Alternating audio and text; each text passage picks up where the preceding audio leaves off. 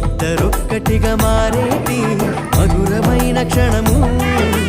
దేవుని చిత్తములో పెనవేసిన నిత్యానుబంధము ఇద్దరొక్కటిగా మారేటి మధురమైన క్షణము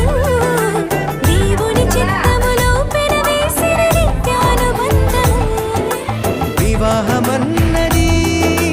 అన్నింట ఘనమైనది ఆదాము హవ్వలతో మొదలైంది ఆ సందడి